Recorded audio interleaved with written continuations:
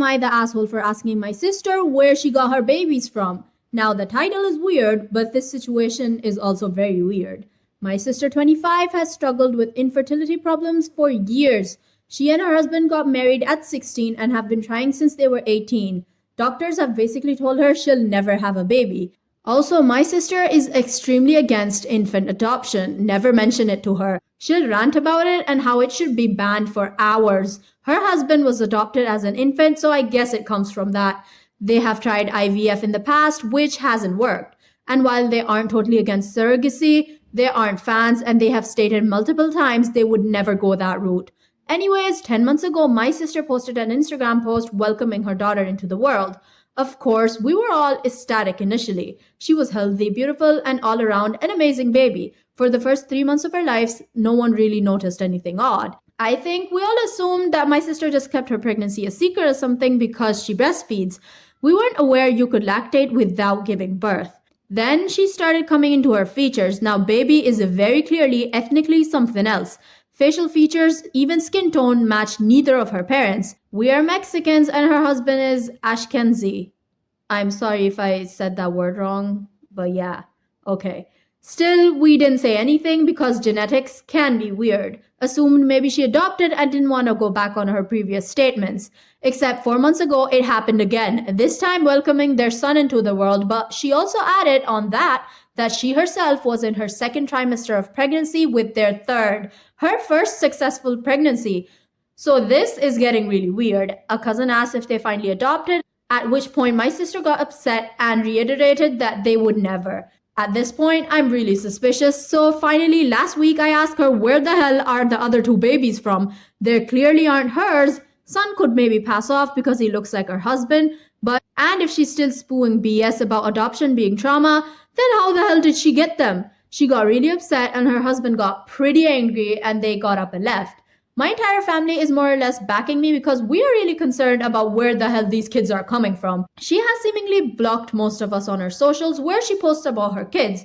And a few mutual friends really got angry over it, asking why I have to push and why I can't just be happy for her. It sort of puts us in a bind. I'm concerned about the kids, but I also want to be in my sister's life. I don't feel like my ask was way too out of the ordinary considering how strained this situation is. I don't know. Am I the asshole here?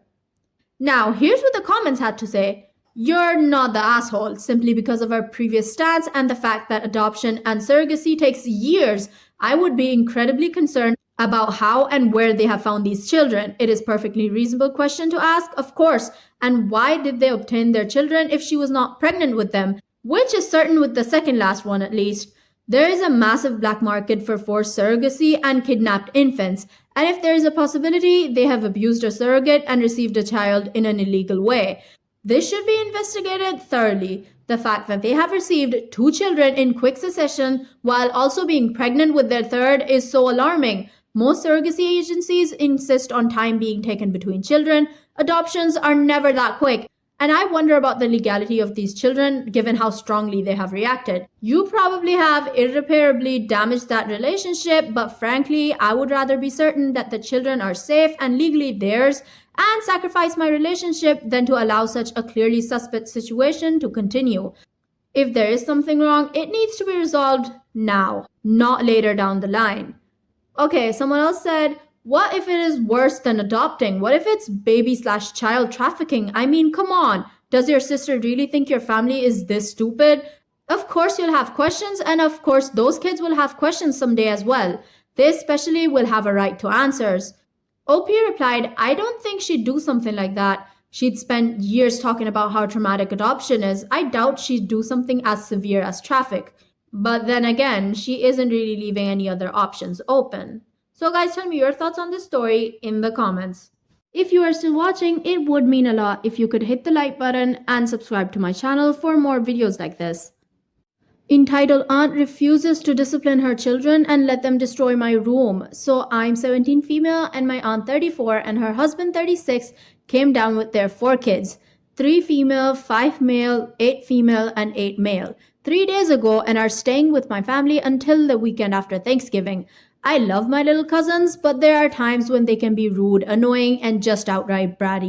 My aunt and uncle don't help this at all because they refuse to discipline their kids. Because our house only has 2 bedrooms that aren't being used, my parents asked me if I could let the girls in my room.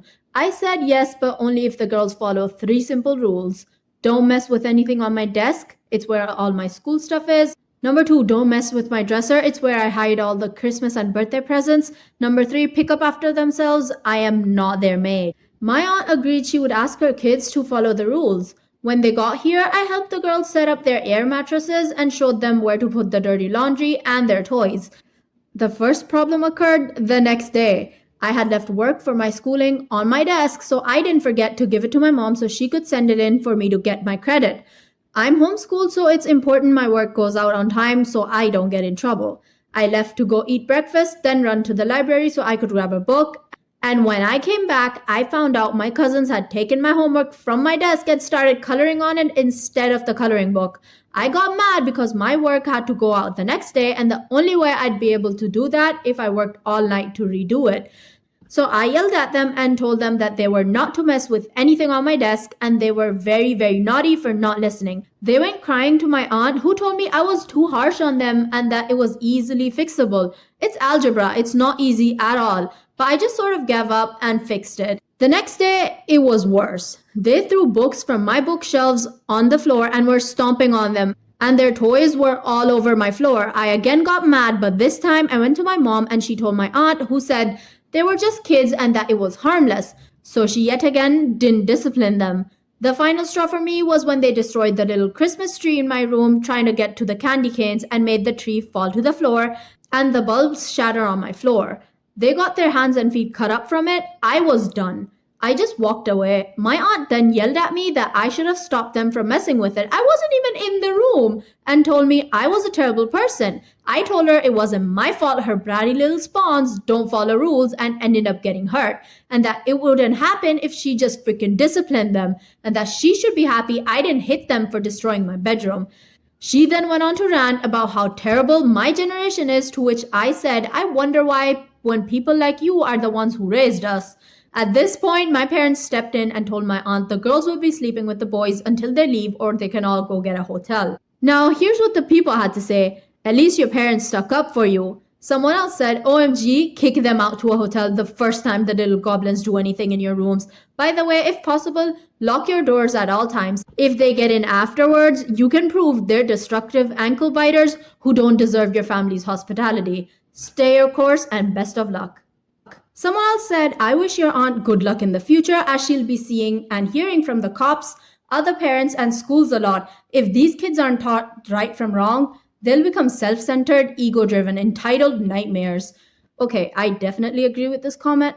So guys, tell me your thoughts on this story in the comments. Am I the asshole for throwing water on a kid who kept doing ding-dong ditch? Due to job opportunities, we've recently moved into a new neighborhood. While most things were going fairly smoothly, we'd at around 4 p.m. hear a couple of knocks on our door, and when we went to see who it was, to our surprise, there was nobody there. It was only until a couple of weeks later that we thought there could be a possibility of someone doing ding-dong ditch. We just never thought of it as everyone here seemed really relaxed, so ding-dong ditch never crossed our minds. As to not resort to any extreme measures, we put up a sign near the door saying, please do not trouble the people inside by doing these silly pranks, which did not work. Since it didn't work, we resorted to asking people about it, but all I got was that it was some sort of tradition for kids in the neighborhood to do this to the new people in the area. This kind of irked me as Ding Dong Ditch is really annoying, so I set up a camera inside our house to capture who was doing it outside our door.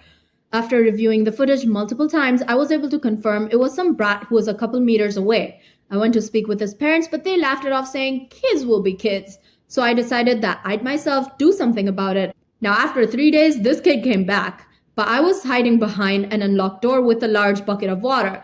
As soon as he knocked and turned, I opened the door and splashed him with water. I thought that was that, but not even 10 minutes later, the kid's parents came demanding as to why I soaked their kid in water.